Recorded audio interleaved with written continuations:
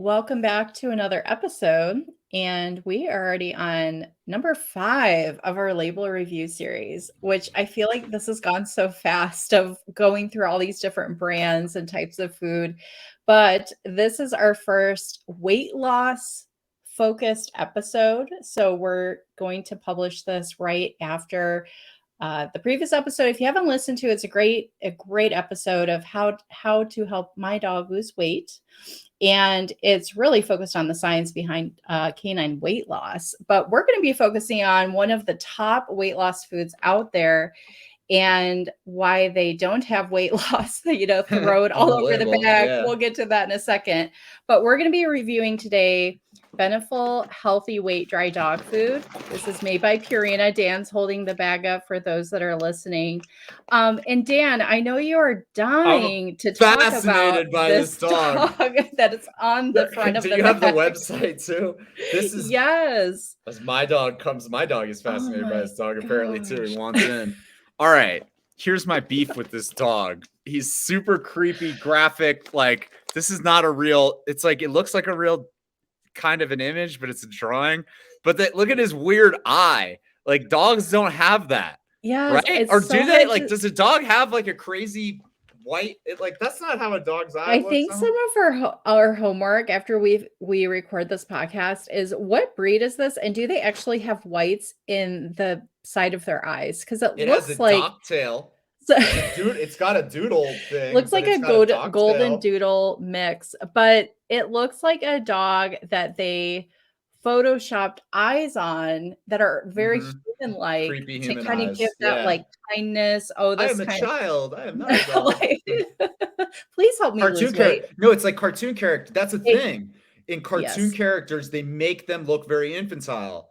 Oh my gosh, we're unlocking this in real time. Like, that's established that like little kitties that are extra. One thing that makes them feel cute to us is that they have higher ratio of eye size to head size. Their eyes are relatively big. Yes. It's a big, Mhm. unlike when I just do that, it actually looks cute on them.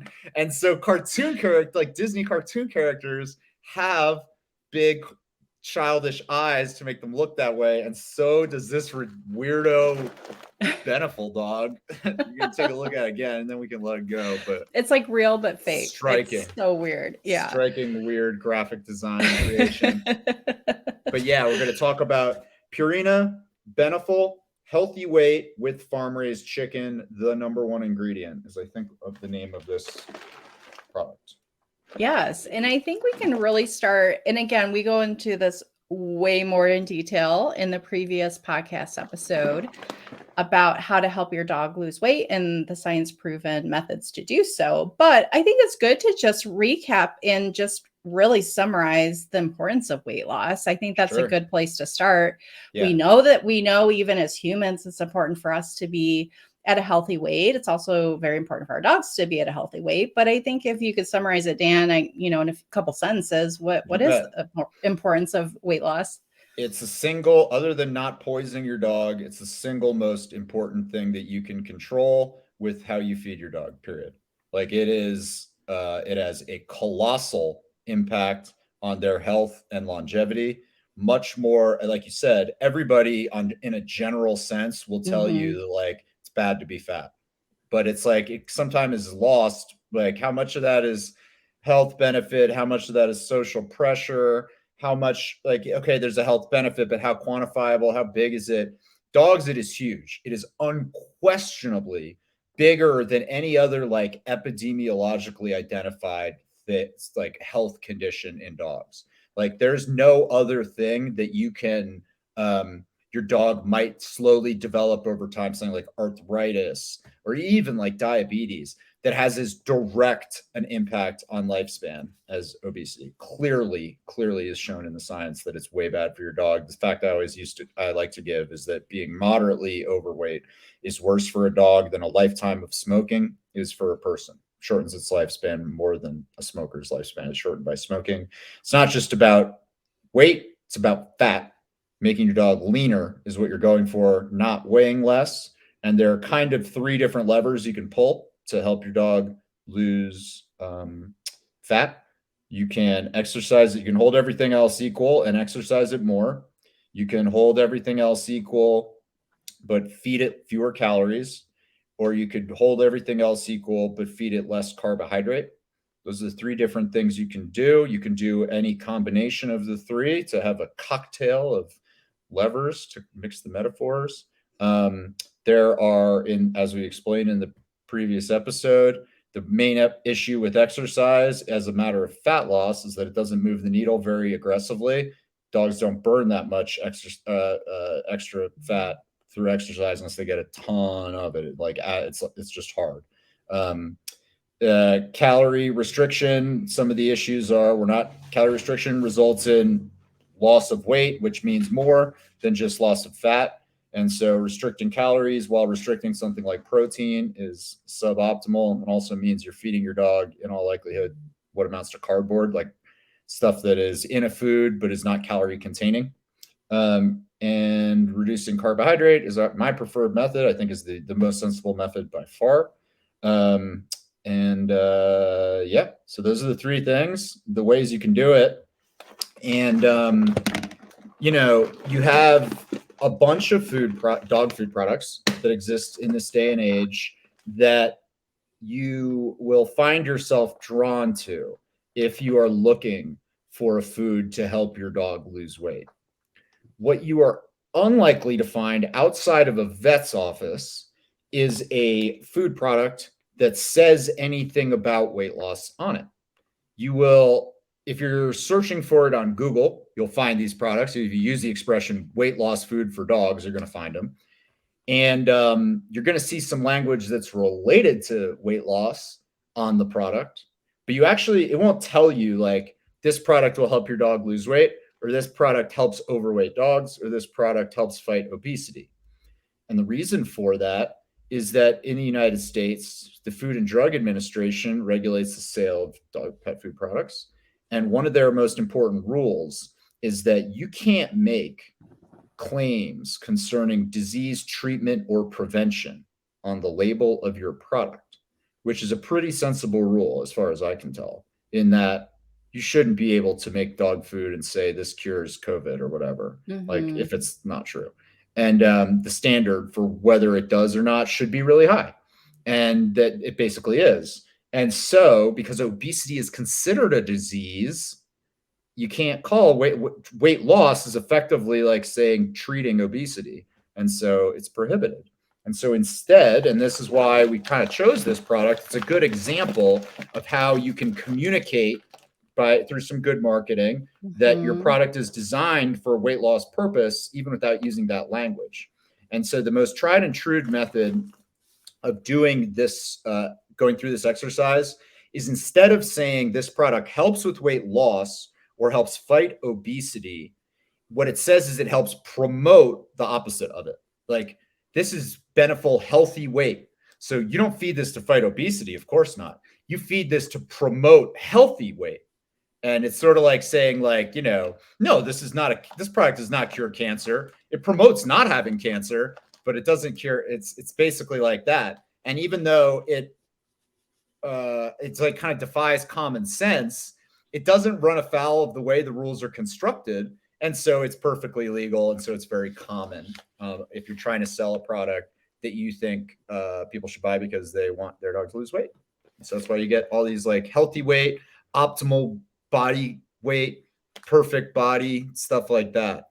You even get, it's an extension of that. The most egregious one, I don't think we've even done this Blue Buffalo, but like Blue Buffalo has like I think they call it like life extension line. And it's just like, okay, we can't. I have not seen that. Okay. Life protection or life extension. Okay. It's one of those two. And it's just like such an example of how technical compliance with the rule can still completely undermine the purpose of the rule. The purpose of the rule is like, you can't mislead people about health claims on your food label. And they're like, well, but we're not talking about treating a disease. This is just about maintaining the condition of being alive. Okay. But anyway, that's the world. Yeah, and it's also why you don't have any claims of specific like weight loss promises either. I noticed that a lot on the human food side of like, lose 5 pounds in the first 2 weeks, guaranteed. I know, especially as a woman, or products that are targeted to women, will oftentimes make that promise because they've done Yeah. this the feeding Yeah. study, so to speak. But I've never seen that on dog food, and that explains a lot of what you just said. Of, well, there's regulations. It's obesity is considered a disease, so they can't go out and It claim is that. part of it.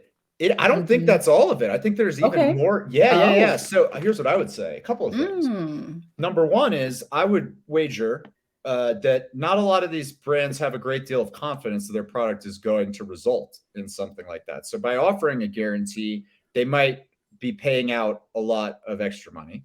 Is Mm. one potential reason why you wouldn't see this more commonly done. Another is a little bit of a weird one, which is that like the pet food industry sort of sprang up before like the internet. I mean, it definitely sprang up before the Mm. internet, but like Oh, yeah. all the distribution primarily for historical in a historical sense was all through brick and mortar stores where it's kind of hard to do guarantees. Like Keto Natural Pet Foods, my company, we sell over the internet directly to consumers, and we lean hard on guarantees. We really tell our people, like, if this doesn't do X, Y, and Z, you can hit us up and we will refund your purchase price. And it's just kind of like we can do that because we just like we're charging their credit card directly. We can do it. Whereas if Joe Schmo's pet store sells it and then you want a refund from Purina, it's kind of like a whole separate thing. Yeah. But I'm tend to think it's like I'm a big believer in Hmm. guarantees and refunds. Like I think it's like if you believe in your product, you should offer that. I'm not guaranteeing it's going to be perfect for everybody, and I'm not saying it's going to be the right thing for everybody, but like if you're selling something and the point is, hey, this will help your dog lose weight, you should stand behind that, I think. But Yeah. what do No, you it's want to a know? it's an interesting philosophy. I totally agree. And also, before we get into the actual specifics of this product, I think a good kind of terminology to hash out is because it is all over the back of this bag, right? It's the weight reduction versus weight maintenance. And I think we all know the general concept, but I think it's good to just really understand a little couple of specifics behind it, or anything we need to know before going into the term of you're feeding your dog a certain feeding size or quantity for this, or then you're reducing it to that, and they have the two columns. It makes sense, Oh like, yeah, well, yeah. yeah, So also how they get to those the feeding sizes too, right. quantity Okay. wise. So to the extent that this product is going to help your dog lose body fat, the Hmm. the lever that you're pulling is the calorie reduction lever. This product is the nutritional facts. Everybody that's a long time listener can work along. We've got on our guaranteed analysis panel 25% protein, 8% fiber, 8% fat, 7.5% fiber, 12% moisture, and no statement about ash. So if I add up the percentages of the things I can calculate here, I've got 52.5%. Call in somewhere between 5 and 10% ash, and you're talking about 45 to 40% dietary digestible carbohydrate in here. You can check that against the ingredient list, where the second ingredient is whole grain corn. The fourth ingredient is barley. Fifth is whole grain wheat, all of which are food products that are composed almost entirely of carbohydrate. And so checks out with like what the kind of back of envelope, back of bag, as it were, math on the likely carbohydrate content. So obviously you can't lean into the idea that this is a or a carbohydrate restricted product. So the only way that this can impact, can help a dog lose weight is by restricting calories outright. And like you said, they have two. So usually on Keto Natural bags, for instance, there's a recommended serving size for dogs based on weight. Hmm. In reality, what the amount of food you're going to feed your dog is going to depend on a lot of stuff. How active the animal is, whether you're trying to take Yeah. weight off of it or not, what the calories are, what kind of calories they are. They're more protein, they're more carbohydrate, etc. But generally speaking, you'll find one recommended serving size on each bag. You can only say so many things, like a weight-based serving size. If your dog weighs 50 pounds, feed it a cup a day, something like that. Here on this product, you've got two, basically. You've got a feed it this much a day for weight maintenance, or feed it this much a day for weight loss. And basically, what you've got is, if you use the weight loss column, it's 25% less calories per day. So you're talking about, if it is the case that the maintenance number is right for your dog, and you're feeding your 50-pound dog gets its prescribed 1 cup a day, and his body composition and body weight are staying exactly the same.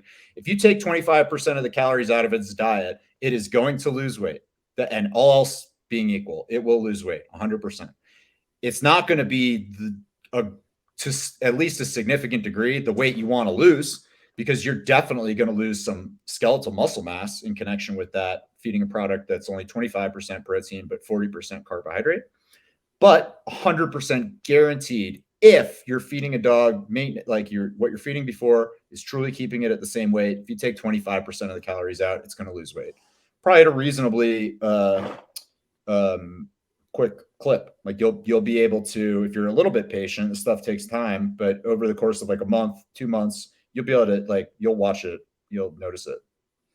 Yeah, it's like it has to happen because you're already reducing it the 25%. Yeah, exactly. That's Um, the law of thermodynamics, is what people typically say. It's like those calories are gone. They gotta like mhm. set. So anyway, But I think it's important because you went through the sentence and we cover it pretty extensively in the previous podcast episode of how to help my dog lose weight. It's you're losing when you're pulling the lever of calories, you're losing fat and muscle. that's right. That's right. So that's Like just there's important to understand where yes, the pounds will be coming off your dog, but you're not, you're losing the curves, so to speak, but you're also losing really important muscle mass that will yeah, it's help like them in you later might. in life too. It is very good for your dog to be very lean, have very little fat in its body. It is not good. It is actively bad for your dog to have not very much skeletal muscle in its body. Hmm. Muscle is medicine, fat is poison. And so if you are losing muscle while losing fat, I don't know if there's good evidence to say like exactly, like, is that on the balance still good? Maybe, sort of, but both have impacts on longevity and like what's called health span. Like as a dog gets older, its body loses muscle mass naturally, just like people do.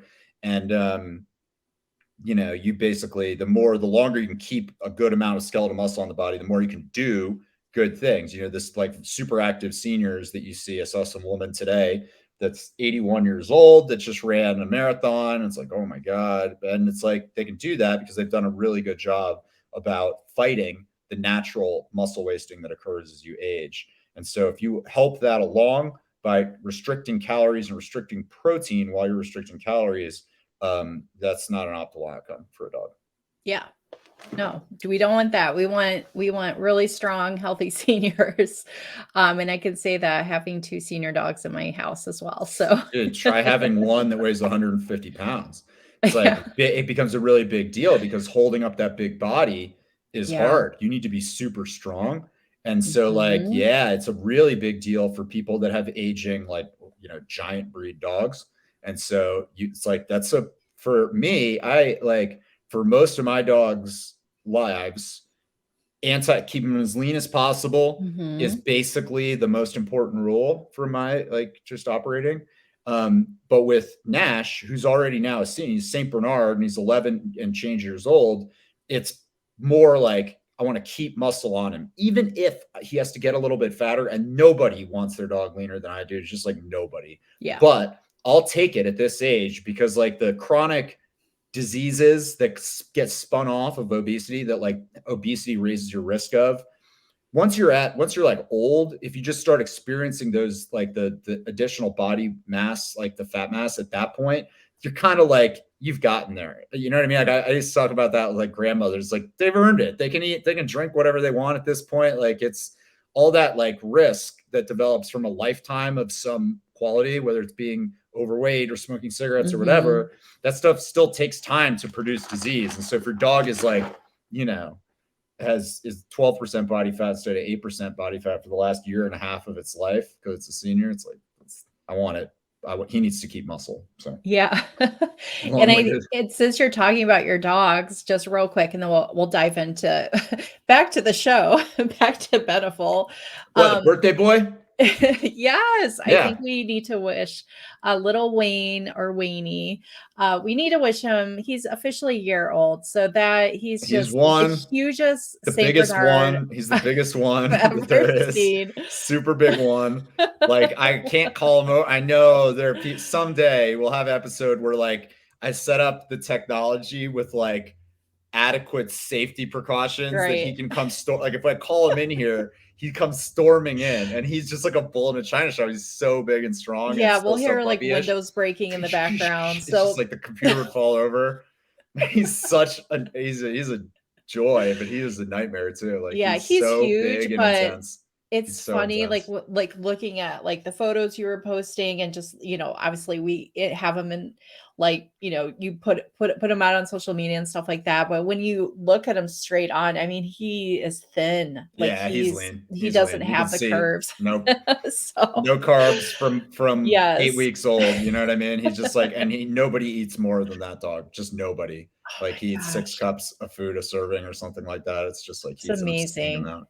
Well, And happy birthday. Happy yeah, one happy year one, birthday. Wayne. Happy one, Wayne. Congratulations, you made it.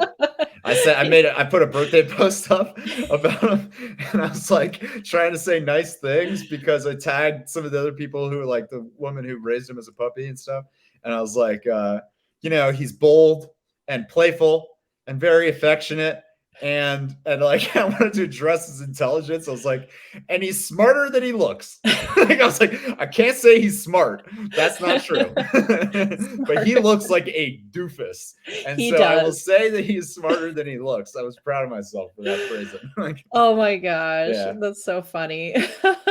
aggression, aggression Digression. It's a over. good digression, right? Yeah. All right. Well, speaking of This is on the doofus-looking money. dogs, let's go back to Seriously. but I think this is an important part because this stood This out is a to very me important part. This is when very we chose substantive. this food to Absolutely. feature on this episode.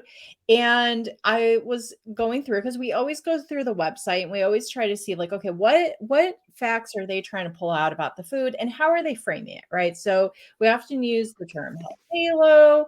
We've used other terms of like, just marketing tactics, things like that. But this really stood out to me. And I think let's do a deep dive on protein. So Yes. our top If you're not watching it, what she's got pulled up is this ridiculous looking dog next to a bubbly statement that says 24 grams of protein per cup to support strong muscles. And we're caught, it's addressing protein content, and maintaining muscles, as we just talked about, is a very important, totally valid health Mhm. thing to be concerned about. But the issue that this raises to me is, okay, there's 24 grams of protein per cup. How much is that? Is that a lot? Is that a little? It's like they're bragging about it, so it sort of seems like it's important. On the bag, it's like they've got on the back side like a kind Mhm. of bullet list of like what is presumably the things they think are the best selling points about the product. It's like number one ingredient, real USA raised chicken. Real, I don't know what that. No artificial or flavors or preservatives, blah blah blah. And then it actually says 26 grams of protein per cup on this. But that's like, this is them saying that's a lot, or you should be stoked about that. And so it raises a couple of interesting things. The first is, notice that they're using grams as the expression of how much protein is in here. That's interesting because it doesn't map with the way that protein content is required to be disclosed on pet food labels. So if you've been listening to our show for any period of time, or if you're like reasonably conversant in how pet food labels are constructed, you know that the nutritional information, the numbers nutritional information, is in what's called the guaranteed analysis panel. And the guaranteed analysis panel isn't framed in terms of grams. It talks about how much fat, fiber, whatever, protein is in the food, but it doesn't say anything about grams. It talks about it on a percentage basis. So, for instance, this product is crude protein minimum 25%.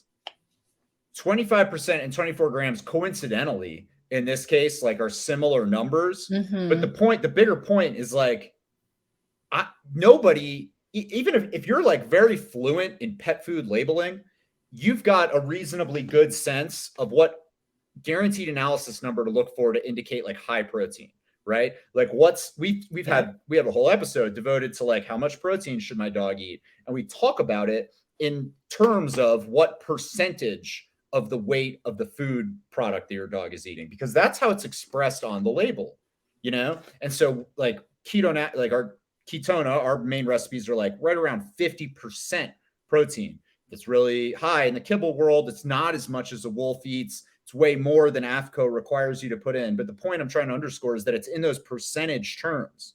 So like when I saw this and it's in grams, it's like the first thing that sticks out is like, oh, that's weird. Nobody, if they sit down and think about it for a minute, is going to have any sense of whether that's good or bad. And I think that's the idea, Yeah. basically, is like you can't tell it's bad because like I know more about dog food than you ever want to know. I wrote a book about this. I run a dog food company professionally.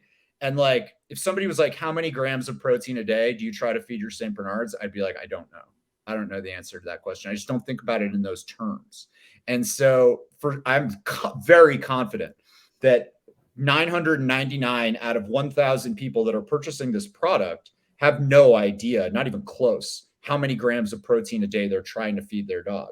And that's really different than in how we think about our own your dietary choices for yourself and mine for myself. Like when we go buy products, food products, I also, just like with my dogs, I'm trying to eat a lot of protein and a little of everything else. That's sort of like a general rough guideline for like good health, as far as I can tell.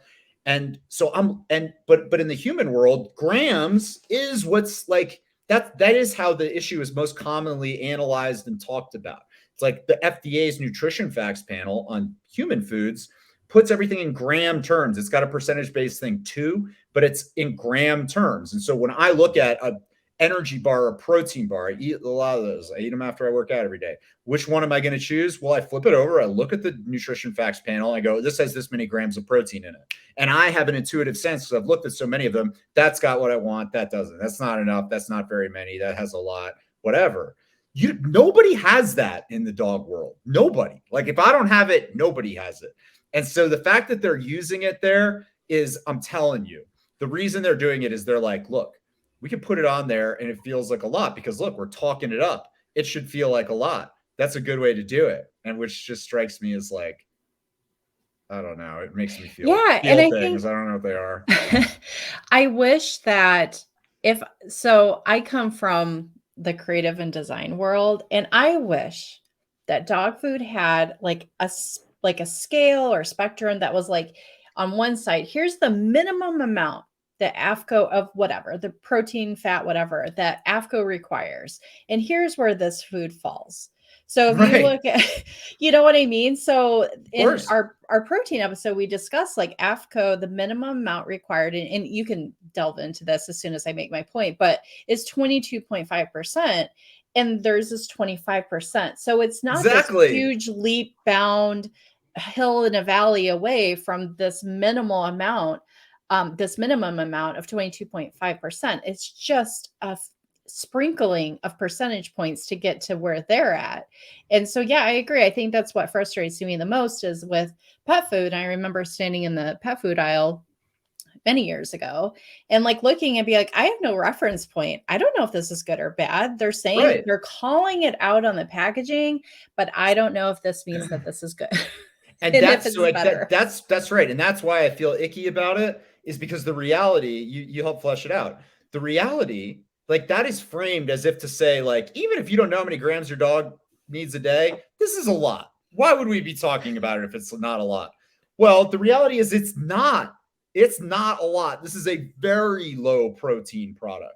This product, like you said, is just above AFCO's legally required minimum for complete and balanced pet food products. If this had 2.5% less protein, it would be illegal because it wouldn't have enough protein to prevent your dog from developing pardon my French, a deficiency disease. Okay. Like, how can you, on the one hand, tout the amount of protein when you're selling something that's basically as low protein as you can find anywhere on the market? And the answer is you do shenanigans, these marketing shenanigans. You kind of pull the wool over to people's eyes.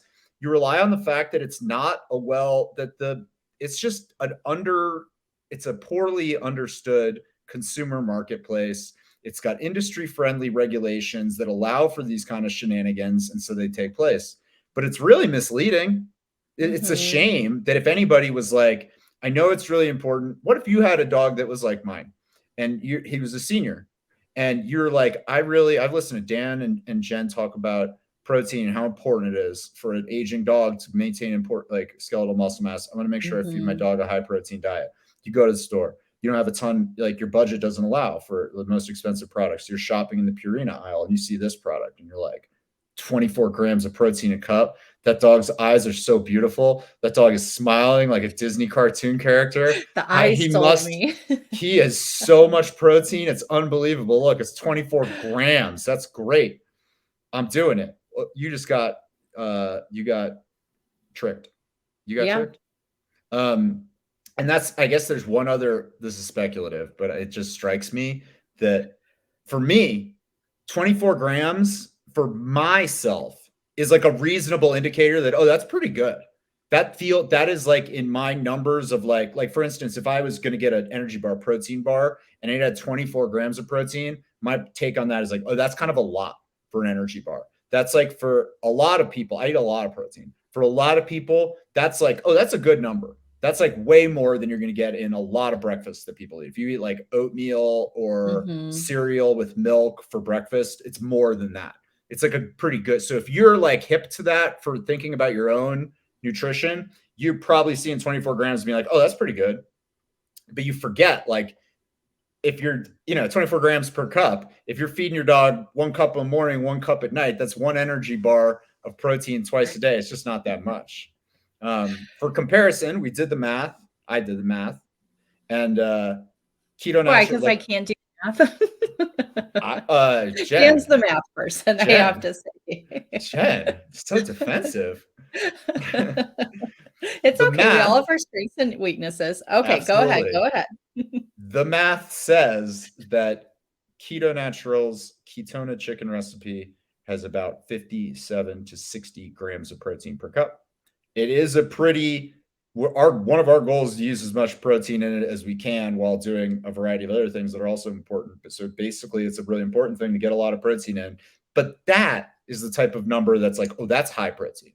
That's a lot of protein. That should feel like, oh, that's a protein-rich food. It's not as much as a wolf eats. A wolf is a good deal more than that, but it's kind of a lot. And it's like more than twice as much as is in this very deceptive product. So yeah.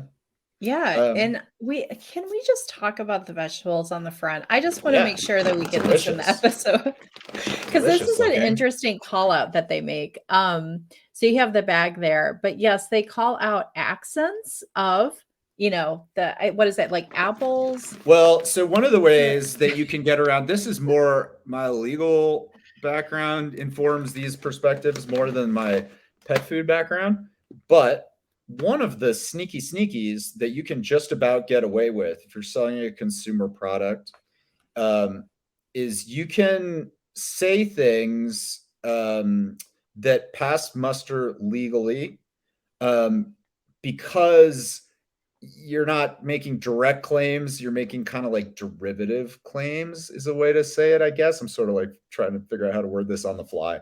But like they're not saying, this is our formula with apples, carrots, and green beans. Just like Blue Buffalo is not saying this diet is the same as a diet eaten by a wolf. They're saying accents of apples, carrots, and green beans. Blue Buffalo says this diet is inspired by wolves. And so you have this like, it's a way to get if your eyes are glossing over that inspired by language, or you haven't stopped to think about what that means and doesn't mean, and just go to like, oh, this is wolfy. This is for like, I feed my dog this is like a wolf. even though it's not really. And it doesn't, they would in Mhm. court would say, oh, well, no, we're not saying this is a wolf. It's just because there's a wolf on the bag and just because it's got a buffalo that it's chasing, we're not saying this product has any meat in it. This is just inspired by wolves. And something similar is going on here. We were trying to figure out what it is. We don't know. What accents of apples, carrots, and green beans means. I mean, the one thing that those products all have in common is that we all think of them as being part of a healthy human diet. We all Mhm. generally think of fruits and vegetables as being healthy foods for people to eat. These are not natural things for a wolf to eat. It goes without saying, but they're colorful. They have a health halo attached to them, Yep. and I don't know if maybe somebody else can speak to what the accents thing is, Yeah. but Yeah, it's and I mean, going back to their ingredients list, as most of us know, the order in which ingredients are listed on for a product is by the weight quantity. Is that how to word it? Or weight mm, quantity? by the weight. Yeah, I mean it's like The what weight. fraction of the total weight of the product. So So so chicken is the number one ingredient. So I do have right, to call them out. So they do say they do it would hold be to hard their to word. miss it. It's like it's in the name of the product. But they do have, yeah, they have the dried apples, dried carrots, dried green beans towards the end. But I think this is an important note to kind of like end on. So we started the episode with you can pull these different levers, right? You can like pull the carbs, reduce the carbs. You can pull, reduce calories. You can increase exercise to help your dog lose weight. Calories, do help your dog lose weight, but they also make them lose muscle mass. But reducing carbs are the most effective to reduce fat in your dog. But look at these ingredients, right? We have the third ingredient is whole grain corn. The fifth ingredient, soybean meal, sixth ingredient, whole grain wheat, corn gluten meal, rice. Dude. Um, And it's Loaded like with we're not carbs. gonna try to explain, like, this concept is super hard to explain. But if you're a longtime listener to this show, rehydration, one day we'll go into it.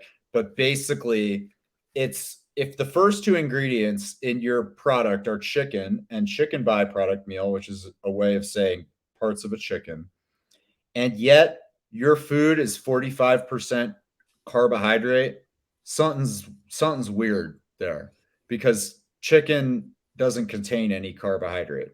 And so something's up, and there's basically a pretty sneaky process that's commonly used in the pet food industry called rehydration that gets around some of that. But it's like, I think where you're trying to go with this is like, this product obviously can't tout the fat fighting benefits of restricting carbohydrate intake because it's got a lot of carbohydrate in there. It's Mhm. one of the bullet points on the bag. It says, oh no, just kidding. It says energy fueling whole grains. And so I Mm. thought it said energy fuel for Well, it's energy fueling another health carbohydrate. halo statement. We've seen this on other products where it's like, burst of energy with, the whole Um, grains. And it's like, wait, what? I know. Um, but yeah, so here's the like, you can't highlight the fact that carbs make you fat if you're selling a product that's supposed to be for healthy weight and it's 40%, 50% carbohydrate. Mhm. So what you do instead is you highlight a different view of the world. Instead of a carbohydrate focused view, you focus on a calorie version of the world. And so their language on the bag says calorie smart recipe that's 100% complete and balanced for adult dogs. Meaningless kind of calorie smart. What does that mean? It means nothing. Like basically, what it means is they're putting the word calorie in front of you again. Calorie, calorie, calorie. Get fixated there, not on carbohydrate when you're thinking about body composition and weight Mhm. loss issues. Think about calories. Think about calories. Calorie smart nutrition to help maintain a healthy weight. Yep. Um, and like we talked about on the show, calories do play a role in weight. They're just like, it's not a very sophisticated understanding. And it's kind of like, yeah, it's generally like, it's a way of minimizing people's thinking about carbohydrate without even having to say the word carbohydrate. You just give them something else to focus on instead. Yeah. Yeah, you have to be calorie smart Gotta be because you don't calorie want to be smart. dumb. Eat a Just like balanced diet. You got to make sure you eat a balanced diet. Well, awesome. Well, this is really good overview of, thinking about if you want your dog to lose weight and you're out there looking for food to help lose weight, just really not just zoning into, like you said, the forced framing, I guess you could say. That's an excellent way to put it. That's an I'm just, excellent way to put it. just Yeah. making this up on the fly, but You I are do like creative. that perspective, right? Who knew? Who knew?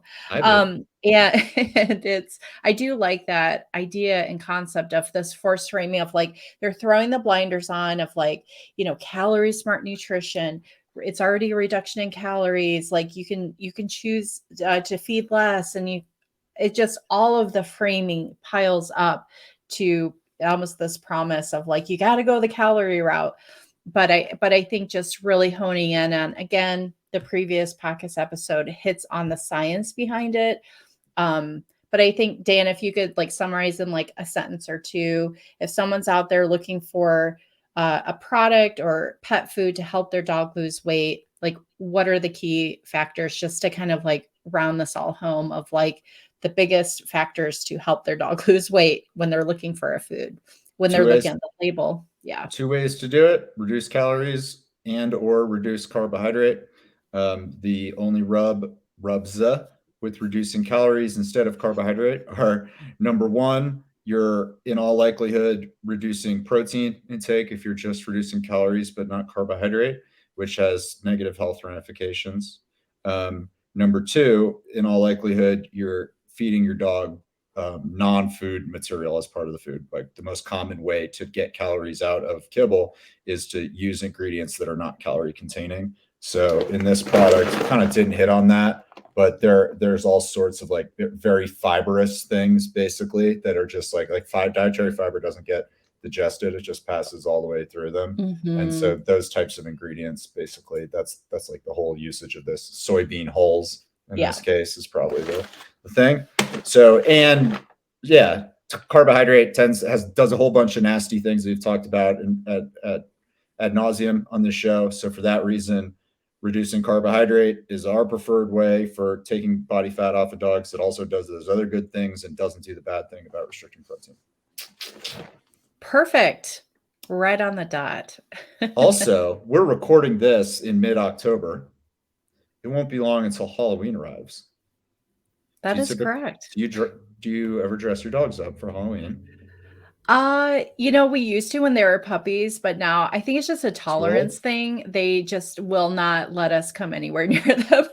So they get really sassy. So we do not, but my mother-in-law does. She has like a dashun, as we like to jokingly call it, but she dresses, the classic hot dog or like a Yeah, yeah, ketchup yeah, yeah, bottle, or yeah. it's so, but yes, we Those are we do very not, but a costumable. lot of our neighbors and family members. So do you, is the question. I haven't done it very much. Lexi, my girlfriend, has definitely leaned into it, and she likes doing it. And she has an idea this year Uh-oh. that she wants to be. Her little dog is this little black mutt named Molly. It's this like cute little black dog, and she wants to dress up as Dorothy and have Molly be Toto, and like have her carried in a basket, Oh. like. And I'm a supporter of that idea. I think that's adorable too. Really cute. Do it. You should do it. But the brainstorming around that was like, wait a second, how can we broaden this? Oh wait, Dorothy. Well, who does Dorothy go around with? Oh, she has like 3 pals, right? And they're like all dudes, right? And like I have 2 dude Saint Bernards and a dude boyfriend. Maybe it's like you guys should be the Tin Man and the Cowardly Lion and the Scarecrow. I was just like, Oh my gosh. I am I love not that. encouraging that idea.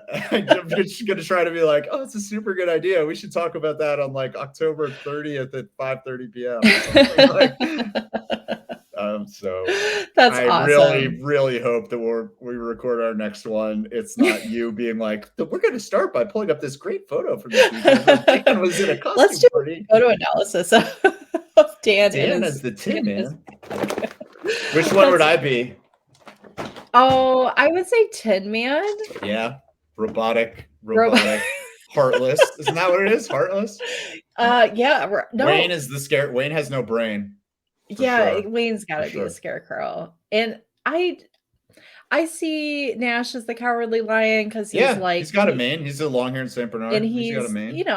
he's to me, he's a little shy, but I've never really been around him, but I Yeah, don't know, he's kinda got that friendliness, I agree. around him, but and also to round out this episode, if you have any ideas for a label or a brand that you would like us to review, please email us. We've gotten amazing emails. Or if you want to send us Halloween photos, we'll take that too.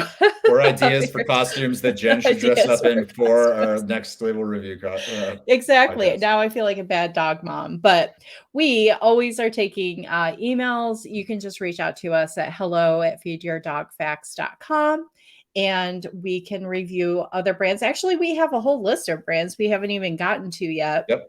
Yep. from Cool bros. submissions. So we will get to those, I promise, for those who have written in. Thank you so much. And thank you for listening to Yeah. another episode. Yeah. Thank you guys. Until next time. All right. Bye, Jen. Bye, Thanks everyone. all. Bye bye.